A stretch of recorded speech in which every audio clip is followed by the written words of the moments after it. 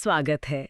आज हम मुंशी प्रेमचंद के कालजयी उपन्यास गबन के एक हिस्से की बहुत ही गहरी पड़ताल करने वाले हैं। जी। हमारे सामने जो सामग्री है उसका शीर्षक है गबन, धोखे का कर्ज। और ये नाम बहुत सटीक है क्योंकि ये कहानी सिर्फ पैसों के गबन की नहीं है। नहीं। ये भरोसे और सिद्धांतों के गबन की भी है। ये दिखावे की सामाजिक लागत पर एक बहुत ही तीखी टिप्पणी है। बिल्कुल सही कहा। ये सिर्फ 1,000 रुपए के लेन देन की कहानी नहीं लगती। ये सिद्धांतों, सामाजिक लाज और दिखावे के उस जाल की कहानी है जिसमें एक पूरा परिवार मतलब बुरी तरह उलझ जाता है।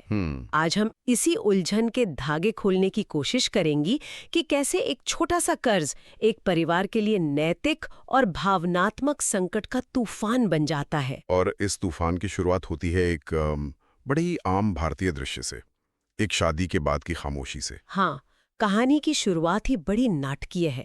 शादी को 7 दिन हो चुके हैं। सिर्फ 7 दिन। घर में उत्सव की थकान के बाद की एक शांति है, लेकिन उस शांति के पीछे एक कर्ज का शोर छिपा है। बेटे रमानाथ जी। की शादी की धूमधाम के पीछे 1,000 रुपए का कर्ज है। और अब साहूकार यानी सर्राफ दरवाजे पर खड़ा है। बिल्कुल।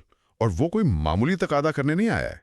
परिवार के मुखिया दयानाथ उसे टालने की बहुत कोशिश करते हैं। बिल्कुल। मतलब 6 महीने 3 महीने की किश्तें बांधने का प्रस्ताव देते हैं, पर वो टस से मस नहीं होता। बिल्कुल नहीं। उसने 3 दिन का अल्टीमेटम दिया है। 3 दिन का? हाँ, या तो पैसे लौटाए जाएं या फिर घर की नई बहू जालपा के गहने दे दिए जाएं। यहीं से परिवार पर दबाव का मीटर तेजी से ऊपर चढ़ना शुरू हो जाता है। तो एक तरफ सर्राफ का अल्टीमेटम है और दूसरी तरफ घर के अंदर ही एक जंग छिड़ गई है। जी। दयानाथ और उनकी पत्नी जोगेश्वरी पति पत्नी होकर भी इस मुसीबत को बिल्कुल अलग अलग देख रहे हैं। हाँ। ये सिर्फ एक आर्थिक संकट नहीं है, बल्कि ये हर किरदार के अपने अपने डर की परीक्षा बन गया है। बिल्कुल। ये 1,000 का कर्ज एक प्रिज्म की तरह है। संकट की एक सफेद रोशनी उस पर पड़ती है और बाहर 3 किरदारों के नजरिए के 3 अलग अलग रंग निकलते हैं। अच्छा। पिता दयानाथ के लिए ये सिद्धांतों का बोझ है, माँ जोगेश्वरी के लिए ये सामाजिक लाज का डर है, और बेटा रमानाथ वो अपने ही बुने हुए झूठ के जाल में फंसा है। एक ही संकट ने परिवार के हर सदस्य के सबसे बड़े डर को आईना दिखा दिया है। चलिए पहले माता पिता के इस टकराव को समझते हैं। दयानाथ एक अटल सिद्धांतवादी व्यक्ति हैं। बिल्कुल। उनका मानना है कि वादा किया है तो गहने वापस करने ही होंगे। वो किसी भी तरह के हीले हवाले को अपनी गरिमा के खिलाफ समझते हैं। उनका तर्क बहुत सीधा और सख्त है। किसी को जबान दी है तो उसे निभाना होगा, चाहे कुछ भी हो जाए। हाँ। उनका एक कथन है जो उनके पूरे चरित्र को बयां कर देता है, जो बात जिंदगी भर नहीं की वो अब आखिरी वक्त नहीं कर सकता। मतलब उनके लिए उनकी साख, उनके नैतिक नियम सबसे ऊपर हैं। सबसे ऊपर। भले ही इसके लिए घर की इज्जत दांव पर लग जाए, वो व्यवहारिकता को बेईमानी मानते हैं। और यहीं पर उनका सीधा टकराव होता है अपनी पत्नी जोगेश्वरी से। उन्हें हम एक यथार्थवादी माँ कह सकते हैं। हाँ, कह सकते हैं। उनके लिए सिद्धांत अपनी जगह है, लेकिन परिवार और बहू की सामाजिक प्रतिष्ठा सबसे पहले है। एक माँ के तौर पर मैं उनके नजरिए को समझ सकती हूँ। उनका नजरिया जमीन से जुड़ा हुआ है। वो कहती हैं कि बहू के गहने वापस करना उसका घोर अपमान है और समाज में मुंह दिखाने लायक नहीं रहेंगे। हाँ, लोग क्या कहेंगे वाला डर। बिल्कुल। उनके शब्द हैं, शादी ब्याह में सभी कर्ज लेते हैं, तुमने कोई नई बात नहीं की। वो मानती हैं कि समाज में जीने के लिए कभी-कभी सिद्धांतों से समझौता करना पड़ता है। तो यहाँ घर का संकट पति पत्नी के बीच 2 अलग-अलग जीवन दर्शन की लड़ाई बन जाता है। बिल्कुल। यह टकराव तब और गहरा हो जाता है जब वो इस समस्या के समाधान पर बात करते हैं। दयानाथ सच्चाई का रास्ता अपनाना चाहते हैं। हाँ। वो कहते हैं बहू से साफ साफ कह दो, उससे पर्दा रखने की जरूरत ही क्या है, आज नहीं तो कल सारा हाल मालूम ही हो जाएगा। जबकि जोगेश्वरी के लिए सोचना भी नामुमकिन है।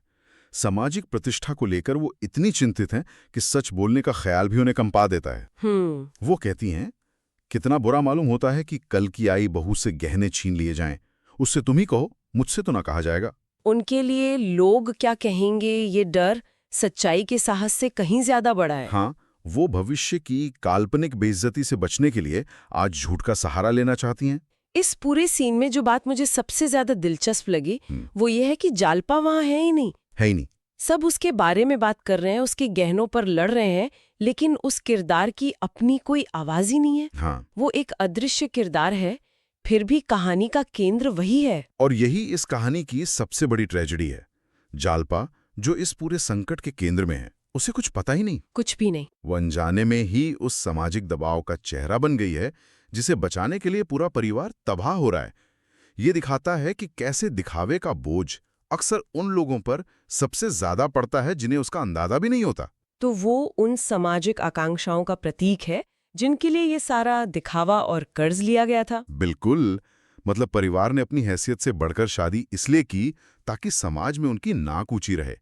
और अब जालपा ही उस समाज का प्रतिनिधित्व कर रही है जिसके सामने वो अपनी पोल नहीं खोलना चाहते। सही बात है। और अनजाने में जालपा ने खुद ही स्थिति को और भी मुश्किल बना दिया है। कैसे? उसकी एक जिद है कि जब तक उसके लिए चंद्रहार नहीं बन जाएगा, वो कोई दूसरा गहना पहनेगी ही नहीं। अच्छा। इस वजह से उसने अपने सारे गहने जो उसे शादी में मिले थे, एक संदूक में बंद कर रखे हैं। अरे वाह, ये तो कहानी में एक और परत जोड़ देता है। मतलब एक तो बहू से गहने मांगना वैसे ही मुश्किल काम है, बहुत मुश्किल। ऊपर से जब उसने उन्हें पहना ही ना हो और किसी खास गहने की जिद में बाकी सब उतार कर रख दिया हो, तो उससे वो संदूक खुलाना तो और भी अपमानजनक और कठिन हो गया है। हाँ, अब उससे गहने मांगने का मतलब है उसकी जिद पर सवाल उठाना और सीधे सीधे अपनी गरीबी कबूल करना।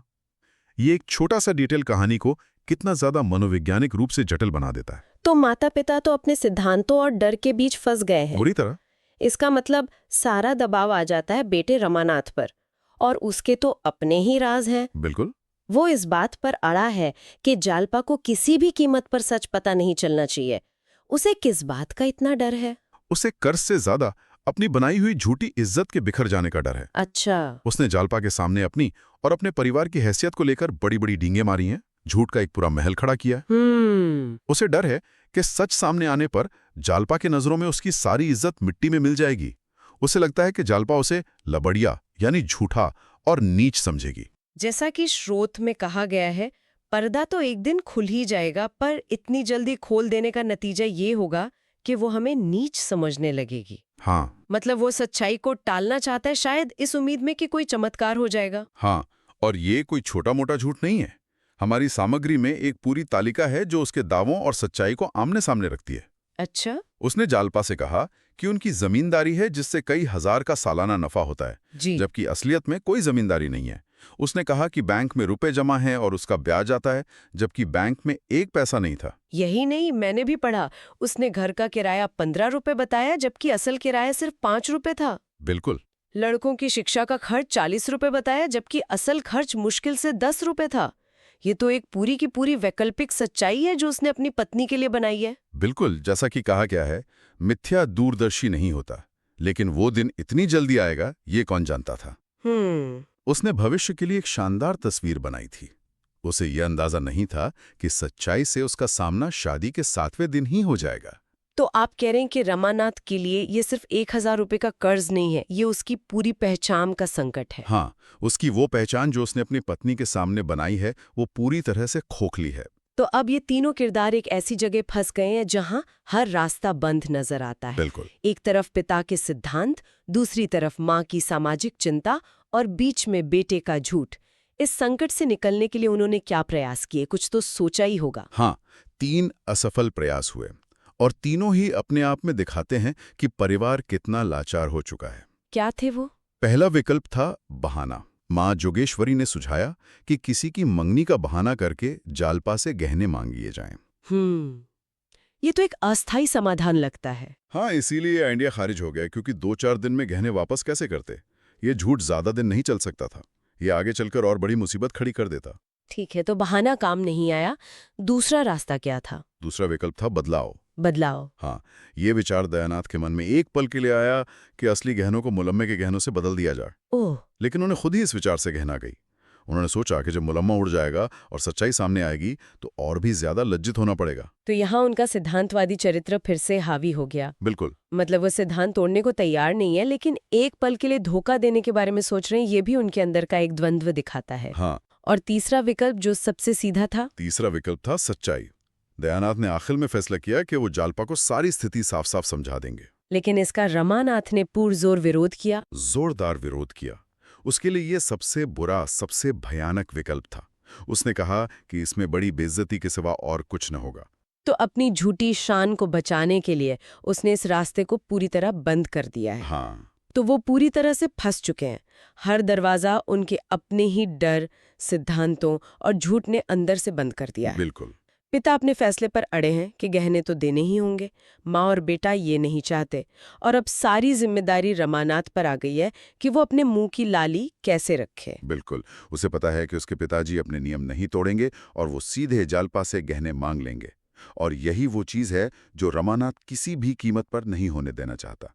तो सारा भार अब उसी के कंधों पर है कि वो अपनी बनाई हुई दुनिया को ढहने से कैसे बचाए। जी। और इसी दबाव हुए, इसी बेबसी में रमानाथ के दिमाग में कुछ आता है। लिखा है, उसने कितने ही उपाय सोचे, लेकिन कोई ऐसा न था जो आगे चलकर उसे उलझनों में न डाल देता। एकाएक उसे एक चाल सूझी, उसका दिल उछल पड़ा, पर इस बात को वो मुंह तक न ला सका। ये पंक्तियां पढ़कर ही एक सिहरन सी होती है। ये कहानी का एक अहम मोड़ है। ये उसके नैतिक पतन की दहलीज है। वो जानता है कि जो वो सोचने जा रहा है वो गलत है, बहुत गलत है। हाँ, वो अपने अंदर ही अंदर छटपटा रहा है। उसके मन के भाव इन शब्दों में दिखते हैं। ओह, कितनी नीचता, कितना कपट, कितनी निर्दयता, अपनी प्रेयसी के साथ ऐसी धूर्तता। वो अपनी अंतरात्मा से लड़ रहा है, लेकिन हालात उसे गलत रास्ते पर धकेल रहे हैं। बिल्कुल। वो इतना बेबस महसूस करता है कि ये तक सोचता है कि अगर कोई इस वक्त उसे 1000 रुपए दे दे तो वो उम्र भर उसका गुलाम बन जाएगा। ये दिखाता है कि दिखावे का बोझ इंसान को किस हद तक तोड़कर बेबस कर सकता है। हाँ, वो एक ऐसे रास्ते पर खड़ा है जहां से वापसी बहुत मुश्किल है। बहुत मुश्किल। अपनी झूठी इज्जत बचाने के लिए वो उस इंसान के साथ धोखा करने की योजना बना रहा है जिसे वो शायद सबसे ज्यादा प्यार करता है।